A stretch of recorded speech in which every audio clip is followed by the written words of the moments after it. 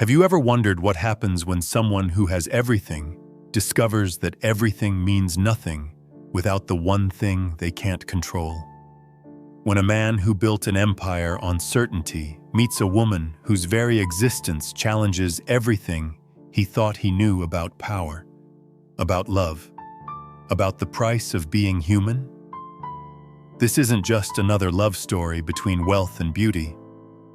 This is the story of Marcus Sterling and Vivienne Blake, a tale that will make you question whether we ever truly know the people we love, whether redemption is possible for those who've fallen the furthest, and whether some loves are worth destroying everything you've built to protect. Marcus Sterling should have died in that car accident when he was 28. The doctors said it was a miracle. A drunk driver hitting his Ferrari at 90 miles per hour should have been a death sentence. Instead, he walked away with nothing but a scar across his left temple and a revelation that changed everything. Life was too short to waste on things that didn't matter. That revelation had driven him to build Sterling Dynamics from a small tech startup into a $12 billion empire. But it had also taught him to keep everyone at arm's length. After all, if you could lose everything in a single moment, why risk your heart on something as fragile as love? For 14 years, that philosophy had served him well.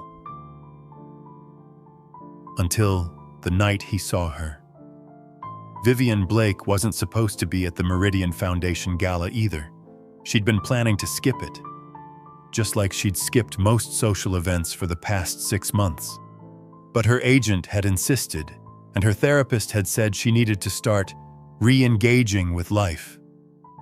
What neither of them knew was that Vivienne had been planning her exit from that life entirely.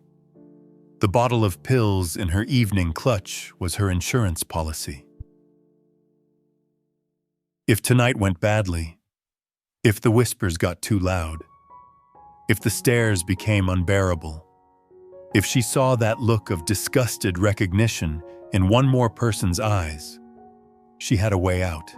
She'd been carrying those pills for 3 months, like a security blanket that promised the pain could end whenever she decided it should. But then she met him.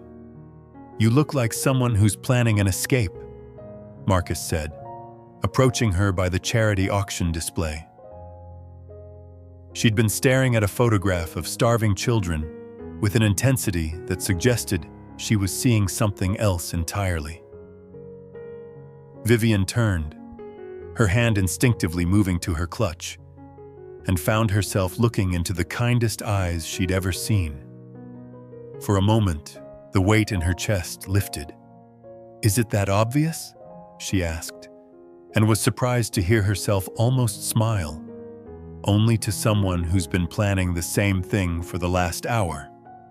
He extended his hand. "Marcus Sterling. And before you say anything, I know exactly who you are, and I don't care about any of it." Those last 7 words hit Vivienne like a physical blow.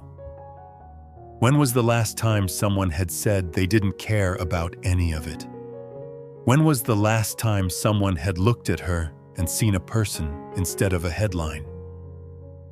"You don't know what you're saying," she whispered. "I know exactly what I'm saying. The question is, are you brave enough to believe me?" That conversation saved her life. Literally, because for the first time in months, Vivienne wanted to see what tomorrow might bring. They talked until the gala ended, then continued in an all-night diner that Marcus chose specifically because he knew the paparazzi would never look for a billionaire there. Over greasy pancakes and terrible coffee, Vivienne found herself laughing for the first time since her world had imploded. "Why aren't you asking?" she said as the sun started to rise. "About what happened. About the trial. About why I disappeared for 2 years." Marcus considered this. Because whatever happened then doesn't change who you are right now. Right now, you're the most interesting person I've ever met. You might change your mind if you knew. Try me. But Vivienne wasn't ready. Not yet. So instead, she told him about growing up poor in Detroit, about her first modeling job at 16, about sending money home to help her sick mother. She told him about the dreams she'd had before everything went wrong. Marcus listened like her words were the most important thing in the world, and slowly, carefully, he told her about his own ghosts, the accident that should have killed him, the guilt of being a survivor, the way success felt hollow when you had no one to share it with. When Marcus asked for her number, Vivienne almost said no. The pills were still in her purse, still an option. But something about the way he looked at her, like she was worth saving, made her want to try one more time. Their first month together was a careful dance around each other's wounds. Coffee dates where they talked about everything except their pasts. Gallery walks where Marcus learned that Vivienne saw art the way he saw algorithms, as patterns that revealed deeper truths. Late-night phone calls that lasted until dawn, both of them afraid to hang up first. Marcus had never met anyone who challenged him the way Vivienne did. She could discuss quantum physics over breakfast and then spend the afternoon volunteering at a suicide prevention hotline. She could wear a $10,000 dress to a premiere and then donate her appearance fee to charity without mentioning it to anyone. But it was the small things that undid him. The way she saved stray cats, the way she cried at commercials about children finding homes, the way she ever ordered dessert but always stole bites of his, the way she touched his scar without flinching, like it was just another part of him to love. "I'm falling in love with you," she said one evening as they watched the sunset from his terrace. The words escaped before she could stop them, and she immediately looked terrified. "Good," Marcus replied, pulling her close, "because I fell months ago."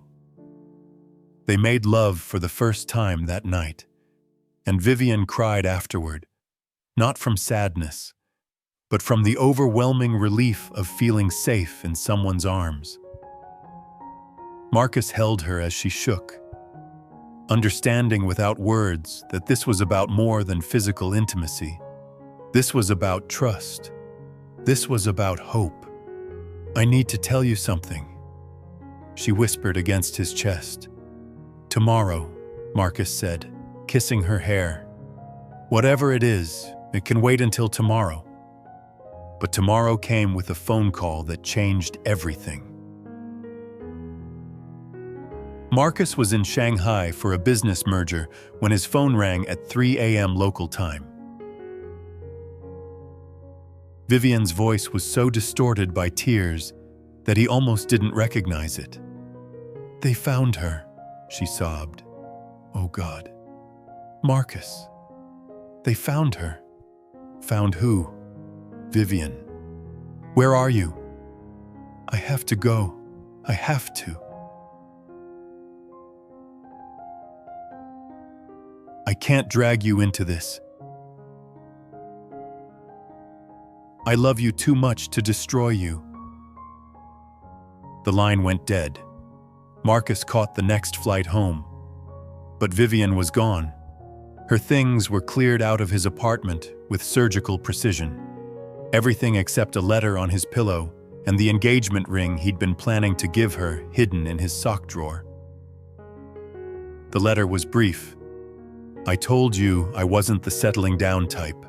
I should have listened to myself. Please don't try to find me. Please don't let this destroy the beautiful thing we had.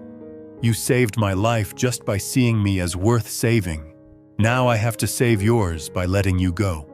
Marcus spent 3 days calling everyone he knew, hiring private investigators, and slowly losing his mind. Then the story broke. The headlines were designed for maximum devastation. Billionaire's lover, murder accomplice? Below the screaming text was a photo of Vivienne at 23, being led away in handcuffs. The article was a masterclass in character assassination. 5 years earlier, Vivienne had been dating Jonathan Clearwater, the son of a prominent senator. What the public hadn't known was that Jonathan had been living a double life. By day, a respectable law student and political heir; by night, the leader of a drug trafficking operation that had been linked to at least 3 deaths. When the operation was discovered, Jonathan had tried to frame Vivienne as his co-conspirator. He claimed she'd been the one running the financial side, using her modeling contracts as a front for money laundering. The evidence he provided had been compelling enough to get her arrested and charged with conspiracy to commit murder. But that wasn't the worst part. The worst part was that one of the victims had been a 15-year-old girl named Sarah Chen, a runaway who'd gotten caught up in Jonathan's operation and had been killed when she tried to leave. The girl's mother had spent 5 years believing that Vivienne was partially responsible for her daughter's death. Vivienne had been cleared when evidence emerged that Jonathan had fabricated her involvement entirely. But by then, her life was over. Her career was destroyed. Her family had disowned her out of shame, and she'd spent 2 years in hiding, contemplating suicide daily. The new article suggested that her relationship with Marcus might be another con, a way to rebuild her reputation and gain access to wealthy circles again. It included quotes from friends suggesting that Vivienne had specifically targeted Marcus because of his influence and his well-known charitable work with at-risk youth. But what made Marcus physically ill were the crime scene photos that had somehow been leaked, including one of Sarah Chen's body. And in the corner of one photo, barely visible, was a bracelet that Marcus recognized. He'd seen Vivienne wearing an identical one dozens of times. The phone call came that evening. Vivienne's voice was barely above a whisper. "Now you know why I ran. Where are you? It doesn't matter. You've seen what I am, what I was involved in. That girl." "Marcus? She was just a child. You didn't kill her. I didn't save her either." Her voice broke completely. "I was so in love with Jonathan that I ignored every red flag. I knew something was wrong. But I was too selfish to look closer because I didn't want to lose him. If I'd spoken up, if I'd called the police when I first suspected something." "You were a victim too." "No." The word was sharp, final. Victims don't get to rebuild their lives and fall in love with good men. Victims don't get second chances. I'm a walking reminder of the worst thing that ever happened to that family. I should have stayed dead to the world. Vivienne, her mother calls me. You know, Sarah's mother. Every year on the anniversary, she calls to remind me that her daughter is gone and I'm still here. She's right to hate me." Marcus felt something cold settle in his chest. How long has this been happening? 5 years. Every year. Every month. Sometimes. She found my number somehow. She knows where I live, where I work. She has every right. She's been stalking you for 5 years? Marcus's voice was dangerously quiet. She's been grieving. There's a difference. And you've been what? Accepting it as punishment? Silence. Vivienne, that woman is unwell. You don't deserve to be tortured for something you didn't do.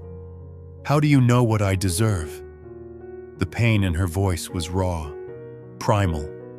"You weren't there. You didn't see what Jonathan was capable of. You didn't see what happened to people who crossed him. Tell me. No. Tell me what he did to you." The silence stretched so long that Marcus thought she'd hung up. When she finally spoke, her voice was mechanical, detached. The voice of someone who had learned to disconnect from their own trauma to survive it. "He never hit me where it would show, never anywhere the cameras would see, but he made sure I understood that my cooperation wasn't optional." Chomp. She took a shaky breath. "The night I tried to leave him, he showed me photos of what happened to Sarah, and he told me that if I ever spoke to the police, if I ever tried to expose him, he'd make sure everyone believed I was the one who'd ordered her death. He had evidence planted, witnesses coached. He could have destroyed me completely, but you stayed with him. I was terrified, and I was stupid enough to believe that if I could just love him enough, if I could just be perfect enough, he'd stop hurting people." Her laugh was bitter, broken. "Right up until the night the FBI kicked down our door, I was still trying to save him." Marcus closed his eyes, finally understanding the full scope of what she'd endured. "When did you realize he'd been planning to frame you all along?" "When his lawyer called to tell me I was about to be arrested. Jonathan had been preparing for months, setting me up as his fall guy. Every conversation we'd had about his business interests, every document he'd asked me to sign, every photo he'd taken of me with his associates, it was all designed to build a case against me. But you were exonerated. Legally, but not in the ways that mattered, not in my own mind." Her voice grew smaller. "I spent 2 years convinced that I was somehow responsible, that I could have stopped it if I'd been braver, smarter, better. I went to therapy, took medication, tried to rebuild, and just when I thought I might be okay, Mrs. Chen would call to remind me that I wasn't, Ma." "The pills," Marcus said suddenly, understanding flooding through him. "That first night we met, you were carrying pills. How did you—" "I saw you touching your purse, the way you were looking at that photo of the children. You were planning—" "I was planning to choose when my story ended, instead of letting it drag on forever." Her voice was steady now, matter of fact. "Meeting you changed that, for a while. And now? Now I realize that loving you was the most selfish thing I've ever done, because people like me don't get to be happy. People like me don't get to start over. And people like you don't deserve to be pulled into the darkness that follows people like me everywhere we go." The line went dead again. Marcus stared at his phone for a long moment, then did something that surprised even him. Instead of calling her back, instead of trying to track her down, he called his lawyer. "I need you to find everything you can about Sarah Chen's death. Everything about the case, everything about the investigation, and everything about Jonathan Clearwater's current whereabouts. Marcus, maybe you should think about this. I've never been more certain of anything in my life. Find me the truth, all of it." What Marcus's team discovered over the next week changed everything. Jonathan Clearwater hadn't just been running a drug operation. He'd been part of a larger network that included several prominent political figures, including his own father. Sarah Chen hadn't been a random victim. She'd been specifically targeted because she'd witnessed a meeting between Jonathan and a senator who was being blackmailed. But the most damning revelation was that Mrs. Chen, the grieving mother who'd been tormenting Vivienne for 5 years, wasn't Sarah's mother at all. She was Elena Vasquez, a former associate of Jonathan's, who'd been hired to psychologically torture Vivienne into silence. The real Mrs. Chen had died in a car accident 2 years after her daughter's murder, never knowing that the woman she blamed had actually tried to help the investigation. The depth of the deception was staggering. Jonathan had orchestrated a 5-year campaign of psychological warfare designed to keep Vivienne isolated, guilt-ridden, and silent. Every phone call, every anniversary reminder, every cruel word had been calculated to ensure she'd never feel worthy of love or happiness. Marcus also discovered something else. Jonathan Clearwater was being released from prison in 3 weeks. He found Vivienne in a motel room in Philadelphia, sitting on the bed with her hands folded in her lap, like she was waiting for Judgment Day. She looked up when he knocked, and for a moment, her face transformed with relief before she remembered why he shouldn't be there. "How did you find me? Does it matter?" He sat across from her in the room's only chair. "We need to talk." Marcus, please. You've done enough by not publicly denouncing me. Just let me disappear. Jonathan's getting out." The color drained from her face. "What?" "In 3 weeks. Good behavior. Overcrowding. Technicalities. I don't know the details, but he's getting out. And according to my sources, he's already making plans." "Plans for what?" "For you." Marcus leaned forward. "He blames you for his conviction. His lawyer has been filing appeals for 5 years, claiming you were the real mastermind and that he was coerced into pleading guilty to protect you." Vivienne's hands started shaking. "That's not possible. The evidence can be reinterpreted. Witnesses can be bought. Jonathan has had 5 years to plan his revenge." Marcus pulled out a folder. "Vivienne, Mrs. Chen isn't Sarah's mother." "What are you talking about?" "Her name is Elena Vasquez. She works for the same people who employed Jonathan. She's been psychologically torturing you for 5 years to keep you broken and isolated." Vivienne stared at the documents Marcus handed her like they were written in a foreign language. Photos of Elena Vasquez.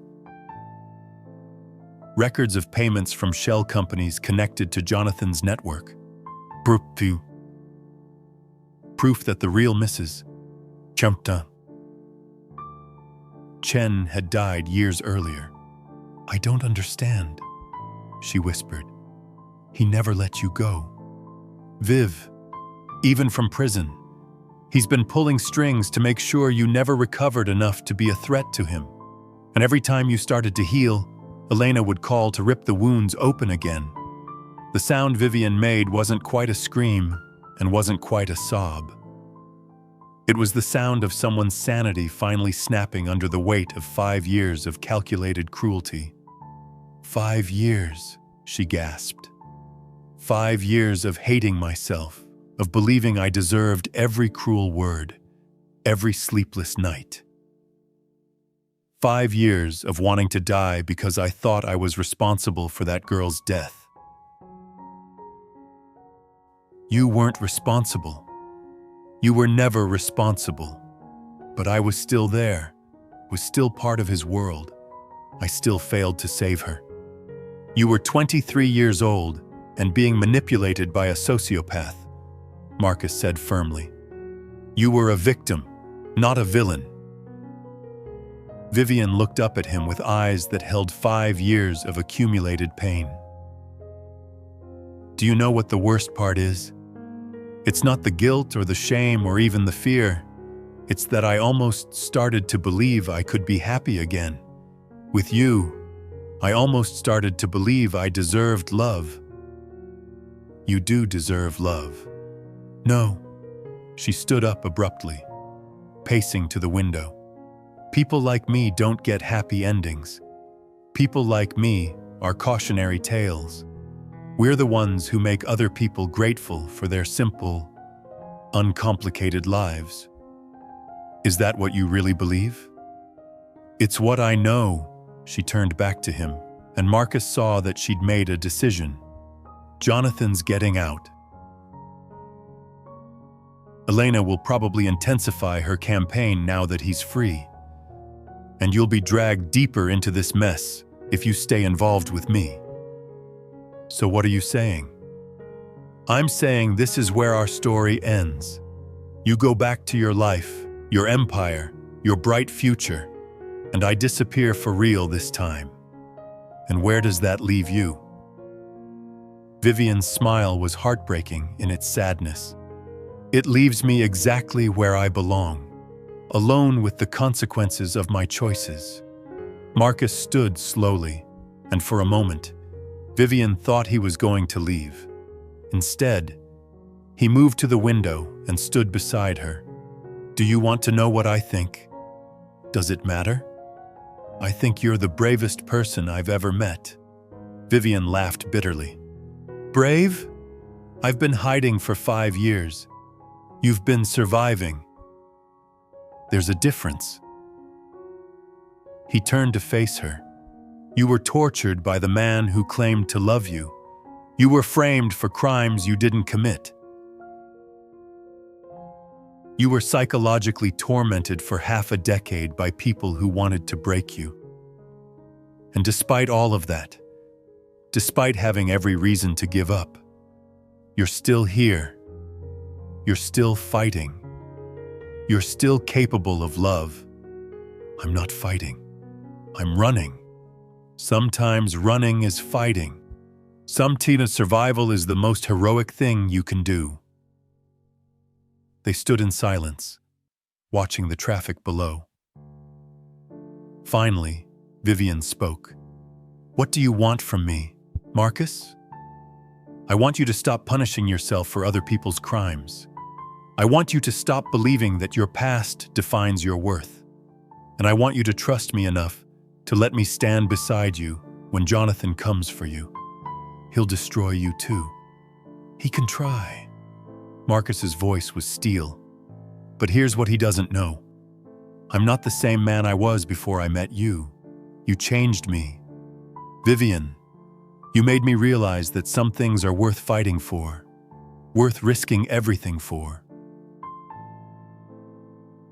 And if we lose, if he destroys both of us, then at least we'll lose together.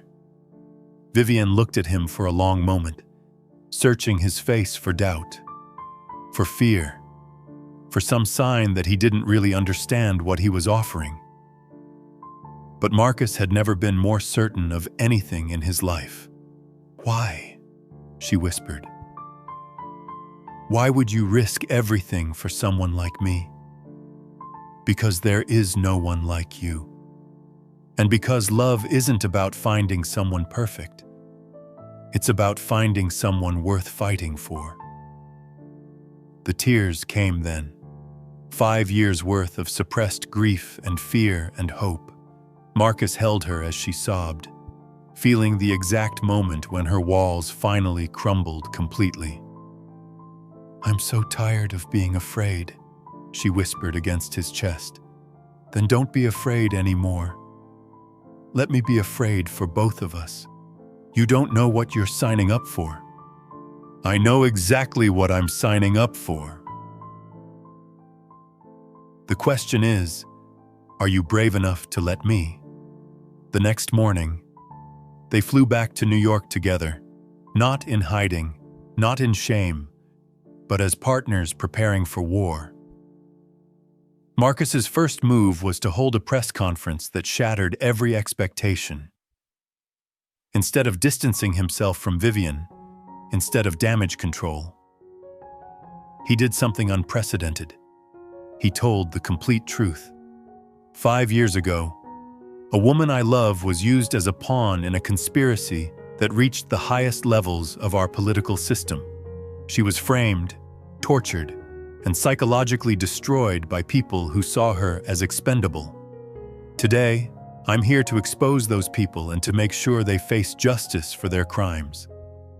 He laid out everything: Jonathan's network, Elena Vasquez's campaign of psychological terror, the corruption that had allowed a grieving young woman to be sacrificed to protect powerful men. He named names, showed evidence, and made it clear that he would use every resource at his disposal to ensure accountability. But the most powerful moment came when Vivienne joined him at the podium. She was visibly shaking, but her voice was clear and strong. "My name is Vivienne Blake, and for 5 years, I've been living as a ghost.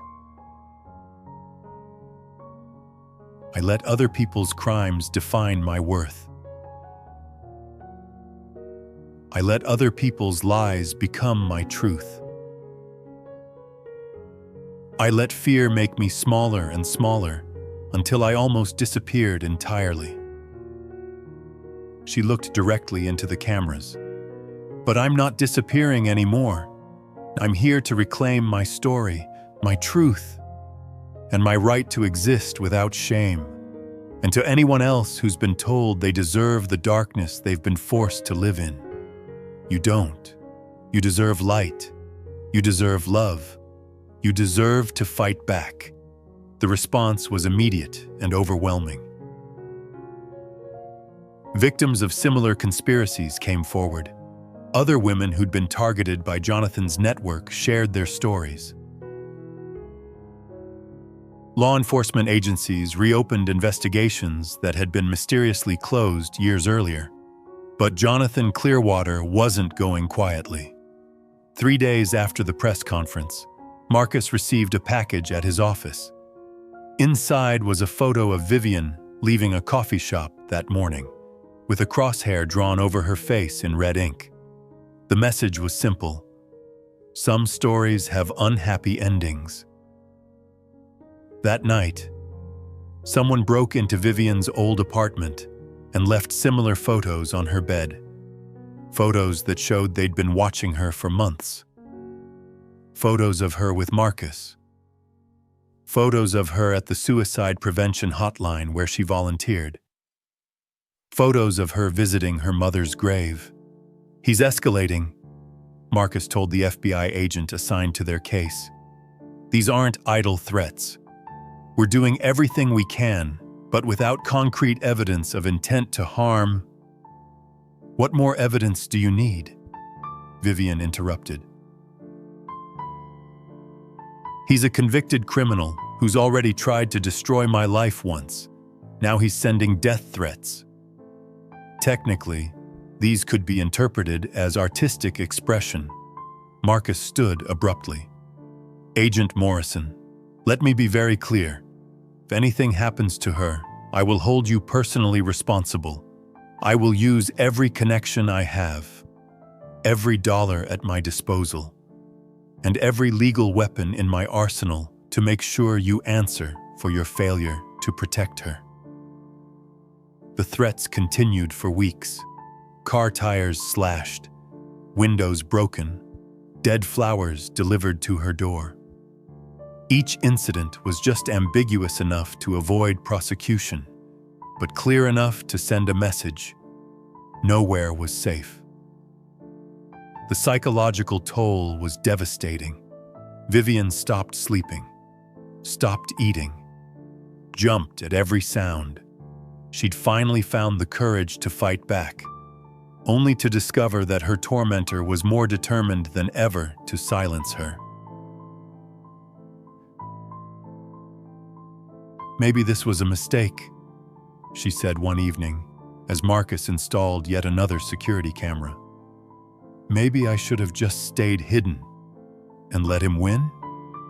And stayed alive, She sank onto the couch, exhaustion written in every line of her body.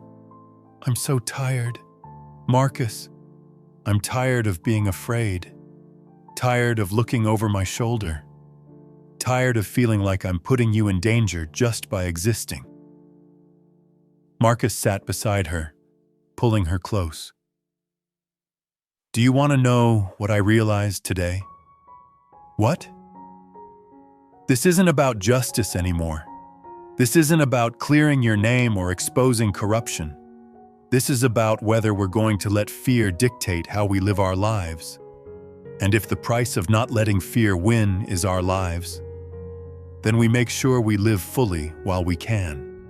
That night, Marcus proposed, not with the elaborate plan he'd originally envisioned, but simply, honestly, desperately. Marry me, he said, as they lay in bed, both of them listening for sounds that might indicate danger. Marcus, I know this is insane. I know the timing is terrible. I know we might not live to see our first anniversary. He turned to face her in the darkness, but I also know that if I'm going to die, I want to die as your husband. And if we're going to live, I want to live as your husband.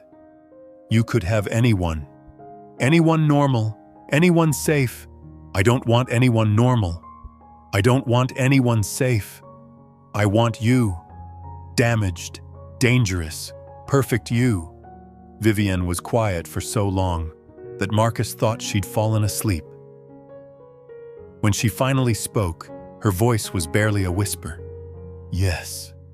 They were married 3 days later, in a private ceremony, attended only by Marcus's head of security and a judge who owed Marcus a favor. Vivienne wore a simple white dress that Marcus had bought that morning. Marcus wore a suit with a bulletproof vest underneath. As they exchanged vows, both of them were acutely aware that this might be the last peaceful moment they'd ever have together. I promise to love you through whatever comes, Marcus said, his voice steady despite the circumstances. I promise to stand between you and anyone who tries to hurt you. And I promise that if we only have days or weeks or months together, I'll make sure every moment counts. I promise to stop believing I don't deserve this, Vivienne said, tears streaming down her face. I promise to fight for us instead of running from us. And I promise that whatever happens, you'll never regret saving me. The attack came 2 weeks later. Vivienne was leaving her therapist's office when the car jumped the curb. If she hadn't dropped her keys and bent to pick them up at the exact moment the car reached the sidewalk, she would have been killed instantly. Instead, she was thrown 15 feet and landed in a flower bed with 2 broken ribs and a concussion. The driver was never found. The car was reported stolen hours after the incident. Marcus arrived at the hospital to find Vivienne conscious but shaken. This has to stop, she said as soon as she saw him. We'll make it stop. No. She struggled to sit up despite the pain. I have to stop.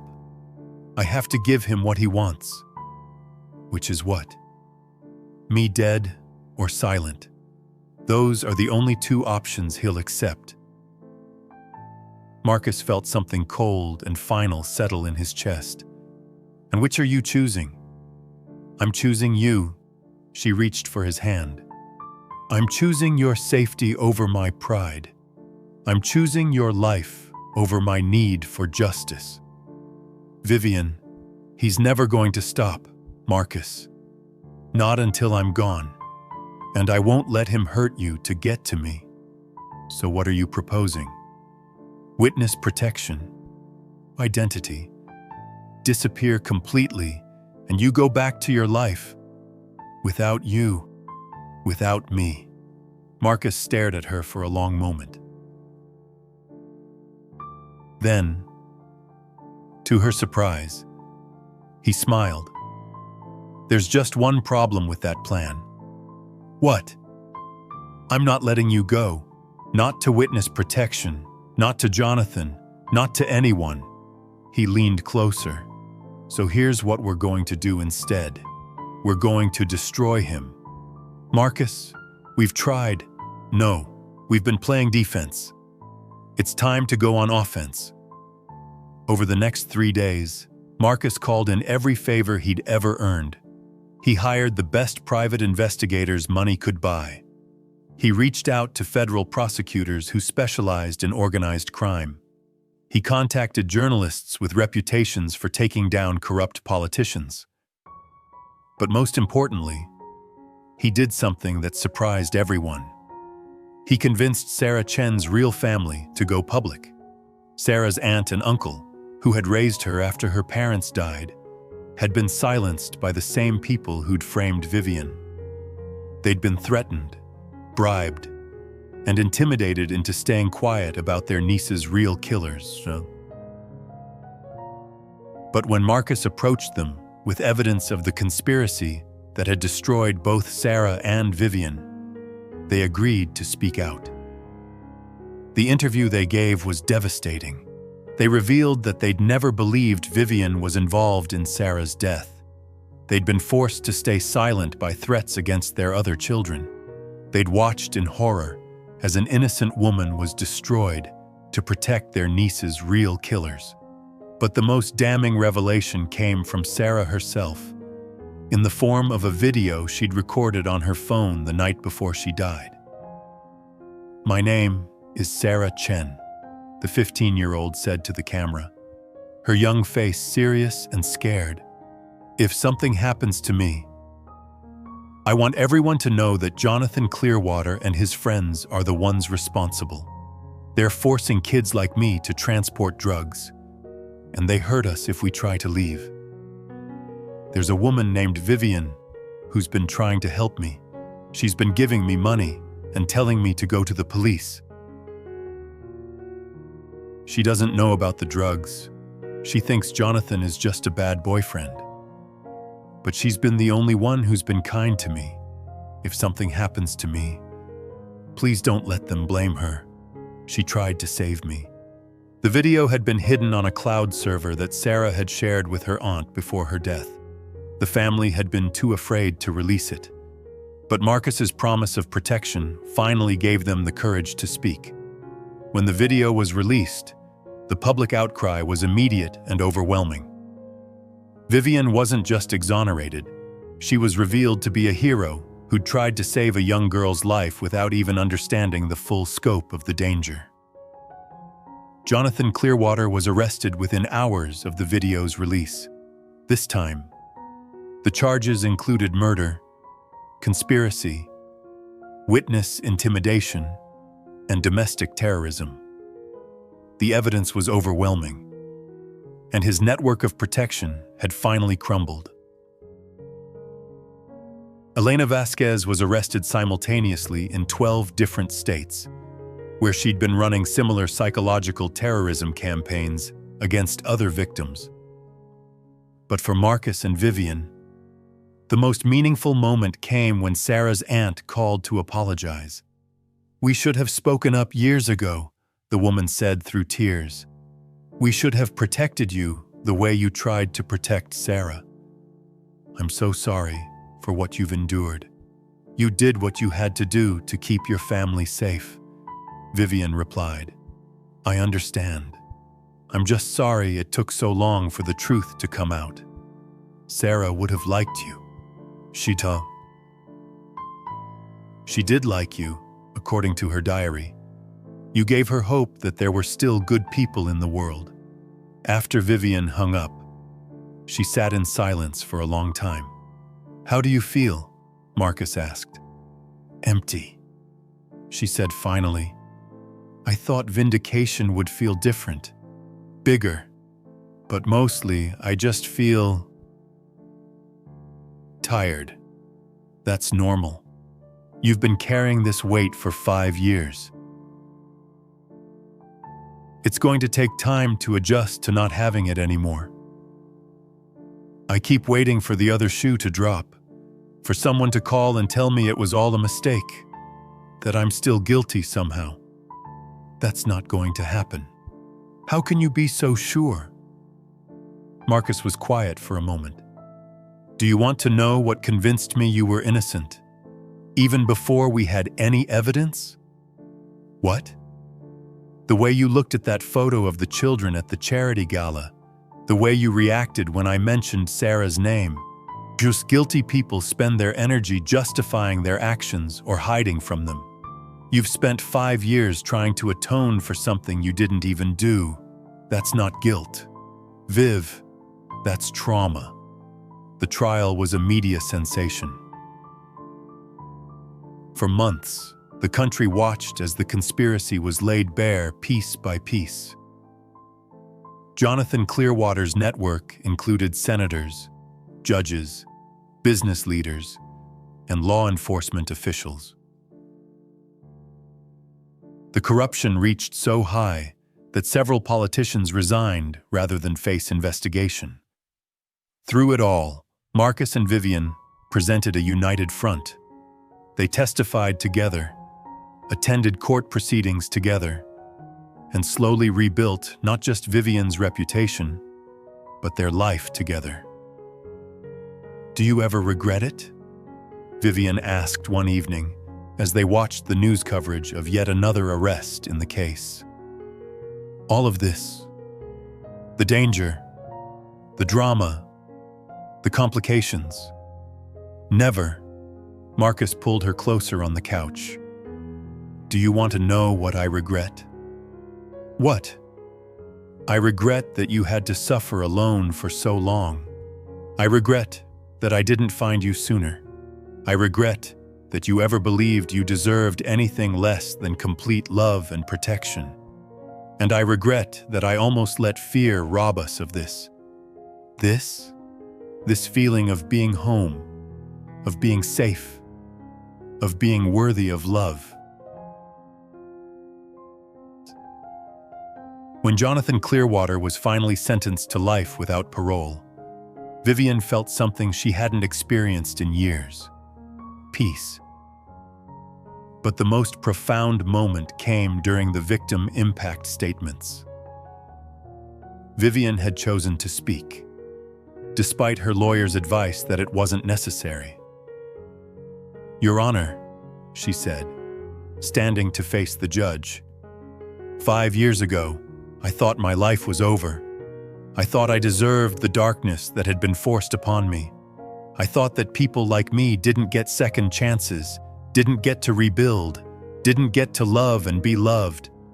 She turned to look at Jonathan, who was staring at her with undisguised hatred. Mr. Clearwater tried to destroy me, not just my reputation or my career, but my very sense of self. He wanted me to believe that I was worthless, that I was guilty, that I deserved to suffer. For a long time, he succeeded. Her voice grew stronger, but he made one crucial mistake. He underestimated the power of someone who has truly been loved. My husband showed me that my worth isn't determined by my worst day or my biggest mistake. He showed me that healing is possible, that redemption is real, and that some loves are strong enough to survive anything. She faced Jonathan directly. You failed.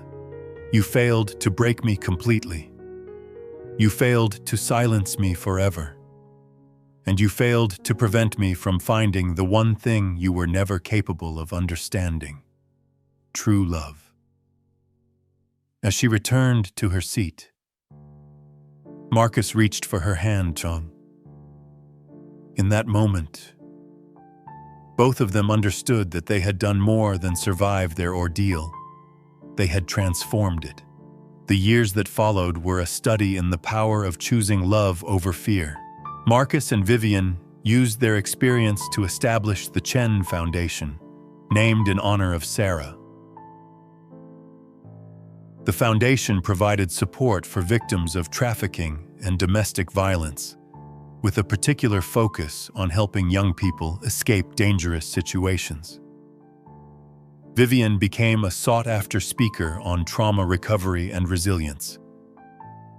Her message was simple but profound. You are not defined by what was done to you. You are defined by what you choose to do next. Marcus discovered that fighting for someone he loved had given his life a meaning that business success never could. He restructured his company to prioritize social impact and found that purpose-driven work was far more fulfilling than profit-driven ambition. They had children, 2 daughters who would grow up knowing that their mother was a survivor and their father was a fighter. They learned early that love wasn't about finding someone perfect, but about choosing to see the good in someone despite their imperfections. "Tell us the story again," their youngest daughter would ask as they tucked her in at night. "Which story?" Vivienne would ask, though she always knew which one they meant. "The story about how Daddy saved you and you saved him back." And Vivienne would tell them about meeting at a charity gala, about falling in love despite impossible odds, about fighting for each other when the world tried to tear them apart. But she always ended the story the same way. The most important thing to remember is that everyone deserves to be saved. Everyone deserves to be loved. And everyone has the power to save someone else, even if it's just by showing them kindness when they need it most.